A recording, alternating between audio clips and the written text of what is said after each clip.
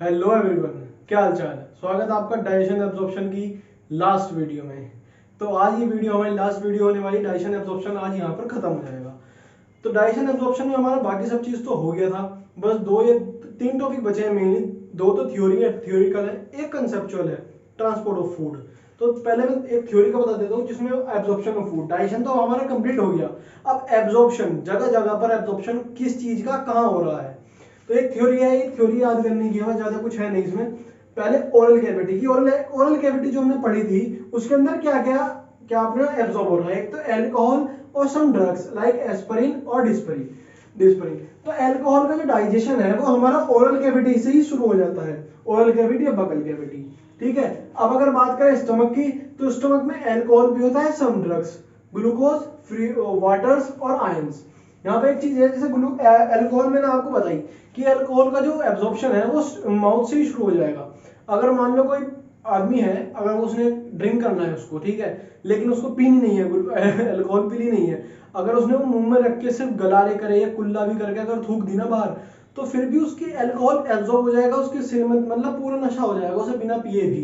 क्यों? क्योंकि अल्कोहल का जो एब्जॉर्प्शन है वो हमारा ओरल कैविटी से ही शुरू हो जाता है। एक वर्ड आया यहाँ पर फ्री ग्लूकोज। फ्री ग्लूकोज किस बला का नाम है भाई? फ्री ग्लूकोज जैसे ग्लूकोन डी का डिब्बा आता है जो आप पानी में घोल के पीते हो, वो होता है फ्री ग्लूकोज, यानी बना बनाया ग्लूकोज। उसे बॉडी को मेहनत करने के लिए मतलब ग्लूकोज बनाने के लिए कुछ भी मेहनत नहीं करनी पड़ी। आप बाजार से ग्लूकोन डी का बॉक्स लाए, एक चम्मच पानी में घोला, पी गए, वो है फ्री ग्लूकोज। तो उसे पीने के बाद आपको इंस्टेंट एनर्जी मिलती है। क्यों? क्योंकि वो बना बनाया ग्लूकोज है, बॉडी को उसे ब्रेक डाउन ग्लूकोज बनाने की कोई मेहनत नहीं करनी पड़ी, और सीधा ही स्टमक में आपका एब्जॉर्ब हो जाएगा। अब अगर बात करें ऐसे ही स्मॉल इंटेस्टाइन की, तो स्मॉल इंटेस्टाइन को तीन पार्ट में तोड़ा था, ड्यूडेनम, ज्यूजेनम और इलियम। ड्यूडेनम में आपको पता था हिपेटोपेनक्रेटिक ओपनिंग थी कि उसमें हिपेटिक मतलब बाइल जूस भी आ रहा था, पेनक्रेटिक जूस भी आ रहा था, और इंटेस्टाइनल जूस सकर इंटेलिकस वो भी रिलीज हो रहा था। तो मैक्सिमम जो डाइजेशन होता है वो आपका ड्यूडेनम में ही होता है। ज्यूजेनम की बात करें तो ज्यूजेनम और इलियम दोनों में मैक्सिमम एब्जॉर्प्शन होगा। एब्जॉर्प्शन जो सबसे ज्यादा होगा वो ज्यूजेनम और इलियम में। लेकिन अगर स्पेसिफिक इलियम की बात अगर हम करें तो विटामिन B12 और बाइल सॉल्ट, जो बाइल जूस से बाइल सॉल्ट आ रही थी वो स्पेसिफिक अगर इलियम की बात करें तो वो वहां पे एब्जॉर्ब होंगी। अब आगे इंटेस्टाइन है आपकी लार्ज इंटेस्टाइन, उसमें waters, minerals and certain drugs. Large intestine में ये सब एब्जॉर्ब होंगे। तो इतना ही था, ये तो थ्योरी है। इसके बाद एक कंसेप्ट जिसे कहते हैं ट्रांसपोर्ट ऑफ फूड, वो मैं आपको तो आप समझते हैं ट्रांसपोर्ट ऑफ फूड कि फूड का कैसे ट्रांसपोर्ट होता है गट के अंदर। मान लीजिए गट ऑफ वॉल है, ये जो मैंने डॉटेड लाइन दिखा रखी है ये वो गट की वॉल है, ठीक है। अब एक कहानी सुनो इससे पहले। दो दोस्त हैं, ठीक है, उन दोस्तों को डेली कॉलेज जाना है, दोनों को कॉलेज जाना है, तो उन्होंने एक गाड़ी खरीद ली, ठीक है। ऐसी गाड़ी खरीदी जिसमें सिर्फ तीन ही सीट है, एज्यूम करो, होती तो नहीं है कोई, लेकिन इसमें सिर्फ तीन आदमी बैठ सकते हैं, तीन सीट है, ऐसी कोई उन्होंने गाड़ी खरीद ली भाई। दो दोस्तों ने मिलकर, ठीक है, दो दोस्तों ने आधे आधे पैसे डाले, कंट्रीब्यूट करे, एक गाड़ी खरीद ली। डेली वो उससे कॉलेज जाने लगे। पेट्रोल जो उसमें गिरवाते थे दोनों अपने पैसों से गिरवाते थे, ठीक है, यानी कि जाने आने के लिए पेट्रोल का वो खर्च कर रहे हैं, पैसों का खर्च कर रहे हैं। अब एक सीट उसमें हमेशा खाली रहती थी क्योंकि सीट तो तीन थी, बैठे दो थे। तो रास्ते में कोई उनका तो दोस्त मिलता था, वो उनसे लिफ्ट ले लेता था, ठीक है। कोई जैसे मिलते हैं चार पांच, तो वो कहते थे भाई चार पांच हो तुम, लेकिन सीट एक ही है, बैठेगा सिर्फ एक ही, डिसाइड कर लो किसे बैठना है, ठीक है। अब जो तीसरा बंदा उसे बैठाते थे उससे भी पैसे लेने हैं क्योंकि गाड़ी में तो वो भी जा रहा है। तो बीच में एक टोल पड़ता था, तो टोल पे जितनी भी पर्ची कटती थी वो तीसरा देता था, यानी कि पैसे वो भी दे रहा है। अब वही फंडा हम यहाँ अप्लाई करेंगे। दो दोस्त हैं, सोडियम प्लस सोडियम, अब इन्हें इधर जाना है, इन्होंने ये गाड़ी खरीद ली, तो ये दोनों तो इसकी दो सीट पे बैठ के आसानी से निकल जाते हैं भाई, ठीक है। रास्ते में मिले उसे ग्लूकोज, अमाइनो एसिड और गैलेक्टोज। इन्होंने कहा कि भाई एक सीट खाली है, तीनों में से कोई एक आगे इस पे बैठ जाओ, ठीक है। तो ये दोनों गए, तो ये तो हो गया पैसिव एक्टिव ट्रांसपोर्ट। पैसिव क्योंकि मेन गाड़ी तो भाई सोडियम की है, मेन जो ये गाड़ी है वर्क कर रही है वो तो सोडियम के लिए कर रही है। कल के दिन को सोडियम गाड़ी लानी बंद कर दे, किसके साथ जाएंगे? तो पैसिव एक्टिव ट्रांसपोर्ट तो सोडियम का है। ये ग्लूकोज, अमाइनो एसिड, गैलेक्टोज, इनमें से जो एक बैठेगा इस पे उसका है सेकेंडरी एक्टिव ट्रांसपोर्ट, दूसरा ट्रांसपोर्ट या को ट्रांसपोर्ट विद सोडियम, सोडियम के साथ ट्रांसपोर्ट कर रहे हैं, इन तीनों में से कोई एक, ये कंसेप्ट समझ में आया। दूसरा, ग्लूकोज, अमाइनो एसिड और फ्रक्टोज। अब फ्रक्टोज सुनो, फ्रक्टोज टॉपर बच्चा क्लास का, तो इंस्टीट्यूट ने उसे कहा कि भाई तेरे पास गाड़ी नहीं है, ठीक है मान लिया आपने, तू भी सपना देख रहा है कि मैं भी गाड़ी से आऊं, तो ट्रांसपोर्ट मतलब जो तेरी जो ट्रांसपोर्ट का खर्च है या तेरी गाड़ी है वो इंस्टीट्यूट उठाएगा। तो इंस्टीट्यूट ने उसे अपनी तरफ से गाड़ी भेजी और एक फैसिलिटी प्रोवाइड करी कि भाई तेरे पास गाड़ी नहीं है, टेंशन मत ले, तुझे गाड़ी भी हम देंगे, तेल भी हम देंगे, तू आने जाने का ड्राइवर भी हम देंगे, तू बैठ के सिर्फ आ, क्लास लिया और चला जा। तो इस तरीके के हम ट्रांसपोर्ट को कहेंगे फैसिलिटेट ट्रांसपोर्ट विदाउट एटीपी, बिना एटीपी खर्च की, क्योंकि उसने तो कुछ मेहनत ही नहीं की, ना उसने कुछ तेल का खर्च उठाया ना कुछ उठाया, बिना एटीपी खर्च करे फैसिलिटी मिली, तो फैसिलिटेट ट्रांसपोर्ट, यानी ग्लूकोज, अमाइनो एसिड और फ्रक्टोज। ठीक है। अब तीसरा, ग्लूकोज, अमाइनो एसिड और लिपिड। लिपिड क्या है? लिपिड एक सिंपल डिफ्यूज है ना, सिंपल डिफ्यूज हो जाता है और कुछ नहीं, इसे कोई एटीपी खर्च करने की जरूरत नहीं है, कुछ नहीं, सिंपल डिफ्यूज हो जाता है इधर से इधर। वाटर, वाटर भी ऐसी सिंपल ऑस्मोसिस के प्रोसेस से इधर से इधर हो जाएगा। अब कुछ आयंस, जैसे कि कुछ पॉजिटिव आयंस भी होते हैं, कुछ नेगेटिव आयंस भी होते हैं। आयंस भी दो तरीके के होगा, एक नेगेटिव एक पॉजिटिव। तो जो पॉजिटिव आयन जैसे Na पॉजिटिव, तो वो तो करेंगे प्राइमरी एक्टिव ट्रांसपोर्ट, जो सोडियम करता है। नेगेटिव वाले जितने भी हैं वो करेंगे आपके पैसिव एक्टिव ट्रांसपोर्ट। ठीक है, जो नेगेटिव वाले हैं, समझ में आ गया? ये जो प्रोटीन है ये कैरियर प्रोटीन कहते हैं, जो फैसिलिटेट काम करता है। अब मान लो देखो, glucose, amino acid, glucose, amino acid, glucose, amino acid, ये तीनों तरीके तीनों के साथ जा रही हैं, तो इनकी कोई वैल्यू नहीं है। जो सबके साथ घूमता है उसकी कोई वैल्यू नहीं होती। अब अलग अलग देखो, गैलेक्टोज, गैलेक्टोज क्या काम कर रहा है? अब ग्लूकोज, अमाइनो एसिड, एक इसमें गैलेक्टोज, ग्लूकोज, अमाइनो एसिड, इसमें फ्रक्टोज, ग्लूकोज, अमाइनो एसिड, इसमें लिपिड। इन तीन पे मेन फोकस करो कि क्वेश्चन इन तीन से ही बनते हैं। अब अगर तुमसे कोई पूछने लगे कि गैलेक्टोज कैसे ट्रांसपोर्ट करता है भाई, अगर कोई पूछे ग्लूकोज के बारे में, तो आप कहोगे कि भाई ग्लूकोज तो इच्छा पे है, चाहे वो सेकेंडरी एक्टिव ट्रांसपोर्ट कर ले, उसकी मर्जी, वो फैसिलिटेट ट्रांसपोर्ट कर ले, उसकी मर्जी, वो सिंपल डिफ्यूजन से भी चला जाए। ऐसे ही क्या अमाइनो एसिड। लेकिन जो गैलेक्टोज है, गैलेक्टोज सिर्फ और सिर्फ स्पेशली सेकेंडरी एक्टिव ट्रांसपोर्ट ही करेगा, क्योंकि गैलेक्टोज यहीं से सोडियम के साथ ही जाएगा, वरना नहीं जाएगा। तो गैलेक्टोज का एक खुद का एक अकेले का ट्रांसपोर्ट हो गया कि सेकेंडरी एक्टिव ट्रांसपोर्ट से होगा। ऐसी फ्रक्टोज, फ्रक्टोज में टॉपर बच्चा है, उसे फैसिलिटी मिलेगी, इसलिए वो फैसिलिटेट ट्रांसपोर्ट ही करेगा। ऐसे ही लिपिड, लिपिड सिर्फ और सिर्फ सिंपल डिफ्यूजन करेगा। ये है तीन मेन, इन तीन को याद रखो, क्योंकि ये बाकी दोनों तो किसी के साथ भी जा सकते हैं, मर्जी है भाई। इन्होंने गाड़ी, ये चाहे इसके साथ चले जाए सेकेंडरी एक्टिव ट्रांसपोर्ट के, चाहे फैसिलिटेट ट्रांसपोर्ट के, चाहे सिंपल डिफ्यूजन के, ये तीनों के साथ पाए जाते हैं। मेन ये है गैलेक्टोज, फ्रक्टोज और लिपिड। इन तीन अपने अपने सेपरेट के साथ जाएंगे। वाटर सिंपल ऑस्मोसिस से, ions positive ion primary active, और क्या नाम नेगेटिव आयन पैसिव ट्रांसपोर्ट। तो एक तरीके का ये ट्रांसपोर्ट है गट वॉल के, इधर से इधर कैसे जाते हैं, कैसे एब्जॉर्ब होते हैं ये सब मिनरल्स। ठीक है, इतना समझ में आ गया। अब एक लास्ट टॉपिक इस चैप्टर का जो सिर्फ और सिर्फ थ्योरी बेस है, वो है इसके डिसऑर्डर, वो मैं आपको अब बताता हूँ। डाइजेशन एब्जॉर्प्शन का last topic disorders, disorders of digestive system, digestive system के डिसऑर्डर्स। जॉन्डिस, पहला है जॉन्डिस। जॉन्डिस मैंने आपको बताया था, जब लीवर की मतलब है तो डाइजेस्टिव सिस्टम का ही disorder jaundice. The liver is affected, skin and eye turn yellow due to the deposition of bile pigment. Jaundice जो है, इसे हम हिंदी में पीलिया कहते हैं, सुना भी होगा आपने। ये अधिकतर जो है ड्रिंकर, जो अल्कोहल शराब पीते हैं उनको होती है, लेकिन आजकल ये नॉर्मल आदमी के अंदर भी होने लगी है। नॉर्मल आदमी के अंदर किस वजह से होती है? क्योंकि जब लार्ज नंबर में आरबीसी का ब्रेकडाउन शुरू हो जाएगा, तो वो क्या करेगा, वो जॉन्डिस को लीड कर देगा, मतलब हमारे अंदर जॉन्डिस हो जाएगी। इसका सिम्टम्स क्या है? हमारी स्किन पीली होनी शुरू हो जाएगी, आईज येलो हो जाएंगी, नेल्स येलो हो जाएंगे, यानी कि बाइल पिगमेंट का एक तरीके से बॉडी में ही रुक रहे हैं, वो निकल नहीं रहे। ठीक है, कभी कभी आपने सुना होगा कि लीवर के अंदर पथरी हो गई, वो किस वजह से होती है? कई बच्चे पूछते हैं कि लीवर के अंदर पथरी कैसे हो गई भाई? तो बाइल जूस है वो निकलना बंद कर देता है। क्योंकि जैसे कोई आदमी होता है, वो कहता है भाई मैं फैट नहीं खाऊंगा, मैं मोटा हो जाऊंगा, वो बिल्कुल भी फैट इंटेक करना बंद कर देता है, मतलब अपनी डाइट में बिल्कुल भी फैट नहीं रखता है। इसलिए कहते हैं थोड़ा सा फैट जरूर होना चाहिए, गुड क्वालिटी फैट, जैसे गाय का घी। लेकिन कुछ लोग बिल्कुल ही फैट इंटेक करना बंद कर देते हैं, जिसकी वजह से क्या होगा, बाइल जूस आपका बाहर ही नहीं निकलेगा। क्यों? जब फैट नहीं निकला तो वो इमल्सिफाई करने किससे आएगा भाई? बाइल जूस नहीं निकला, वो गॉल ब्लैडर में स्टोर होता रहेगा, वहीं पे ही पड़ा हुआ आपका कंटामिनेटेड होता रहेगा, उसके अंदर आयंस की कंसंट्रेशन बढ़ती रहेगी, तो वहां पर पत्थर स्टोन बनने शुरू हो जाएंगे।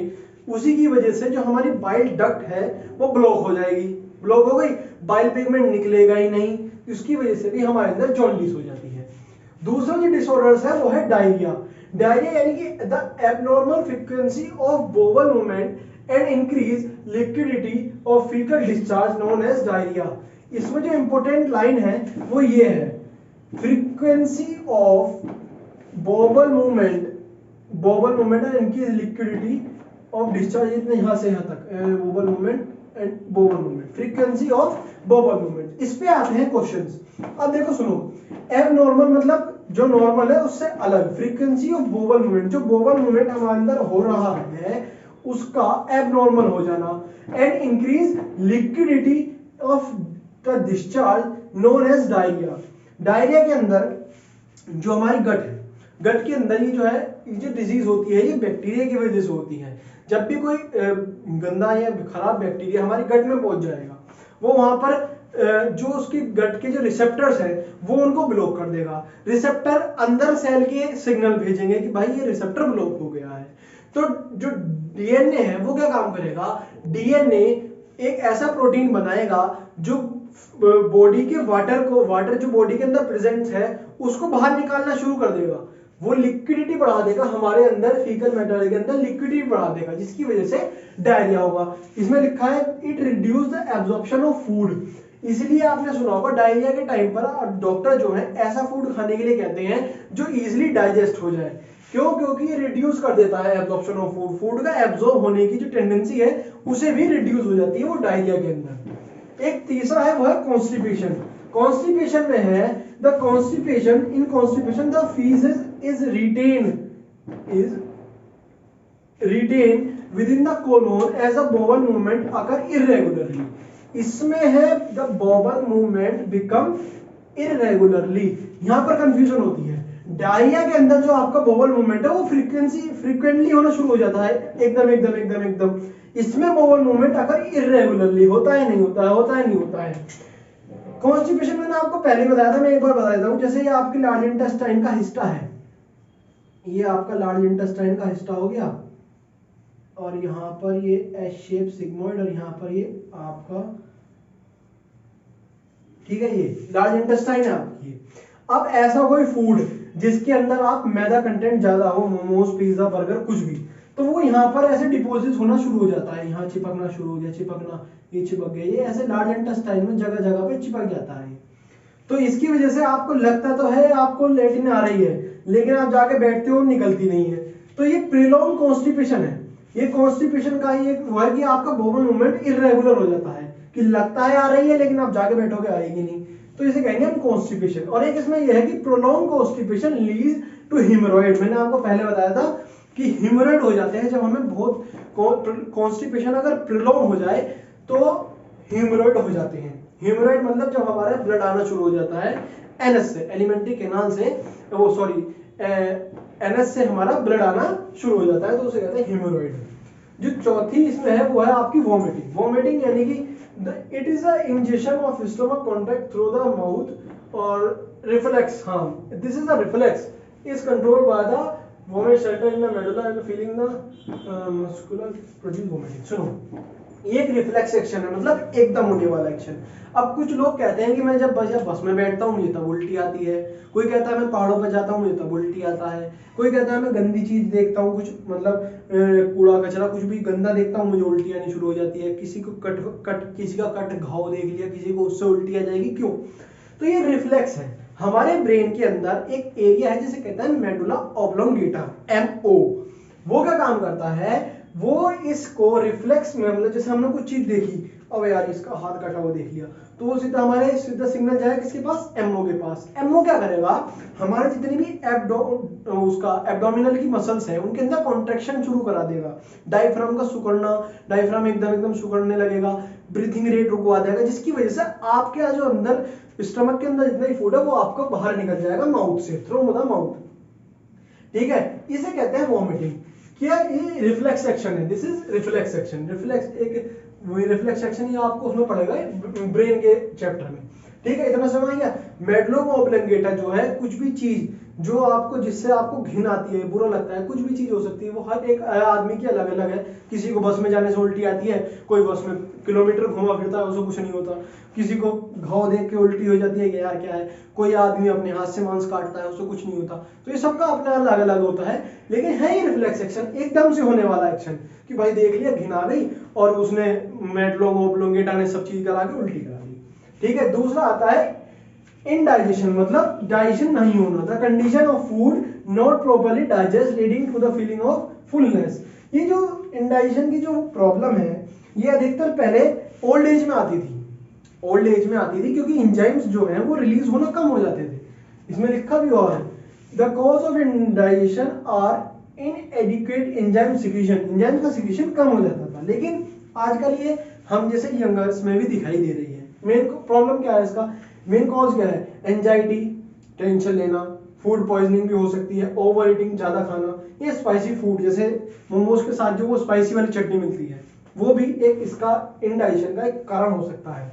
इसलिए कहते हैं जब आप फूड खाओ, भोजन खाओ, तो रिलैक्स हो जाओ खाने के बाद, कुछ भी टेंशन मत लो, क्योंकि अगर आप टेंशन लोगे, एंजाइटी, टेंशन, किसी भी चीज की डिप्रेशन मतलब टेंशन लोगे, तो वो आपके एंजाइम्स का सिक्रीशन रोक देगी, सिक्रीशन रोक देगी तो तमीज से आपका फूड डाइजेस्ट नहीं होगा, डाइजेस्ट नहीं होगा तो वो पेट में ही रखा रहेगा, आपको लगेगा भरा हुआ है, मैंने तो कुछ बहुत कुछ खा रखा है, लेकिन वो क्या करें, पूरा नहीं, फूड डाइजेस्ट नहीं हुआ भाई, खाएगा तो क्या तू, तो अंदर अंदर रखा हुआ सड़ जाएगा, तो वो प्रॉब्लम होगी इंडाइजेशन की। अब एक है प्रोगेटिव, प्रोगेटिव क्या है, Mg ion, magnesium ion containing purgatives stimulate intestinal, peristaltic and evolution of fluid faeces. अब इसमें देखिए एक चीज है, मैं से आपको उससे लिंक करता हूँ। एक प्रोग्राम था मैन वर्सेस वाइल्ड का, एक एपिसोड था जिसमें बेयर ग्रिल्स एक समुद्र में फंस जाता है और अपनी बोट पे बैठा रहता है। वो कहता है कि भाई मैं 2 दिन से बोट पे बैठा हूँ, मुझे कोई बचाने नहीं आया, मेरे पास ना तो खाना है, मैं नहीं, ना तो मैं समुद्र का पानी पी सकता, पानी भी नहीं है मेरे पास, लेकिन समुद्र का पानी मैं पी नहीं सकता। क्यों? उसका भी एक कारण है, मैग्नीशियम आयन।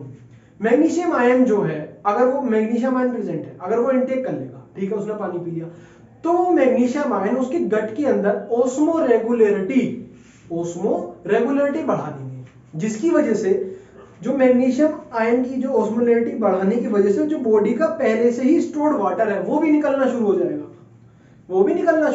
उसने ये बात भी कही थी कि अगर ओशन का वाटर अगर पी लूं तो थोड़ी देर बाद मेरी डेथ हो जाएगी।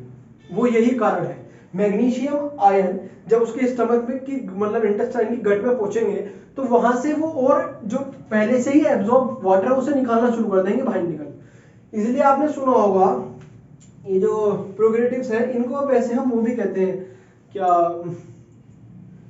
कहते हैं यार उसको, जुलाब लग जाना, जमाल घोटा, जुलाब लग जाना तो एक तरीके से बीमारी है कि डायरिया, उसे जुलाब कहते हैं, लेकिन जमाल घोटा आपने सुना होगा अपनी लैंग्वेज में, तो उसको सब चीज वही है, उनके अंदर क्या है, मैग्नीशियम आयन की कंसंट्रेशन बढ़ी हुई है।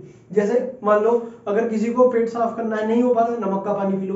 पहले गांव में बुजुर्ग कहते भी थे भाई आज 3 दिन बाद उसकी दावत है, मैं तो आज से ही नमक का पानी शुरू कर देता हूँ, दबा के खाना खाऊंगा। वो क्यों, पेट की सफाई हो जाएगी ना, मैग्नीशियम आयन पहुंच गए, मैग्नीशियम आयन ने क्या करा, जितना भी चिपका हुआ फूड था उनको सबको वाटर निकाल के उसके थ्रू सही इंटेस्टाइन खाली कर दी, अब जाके दूसरे की दावत में दबा के तोड़ेंगे।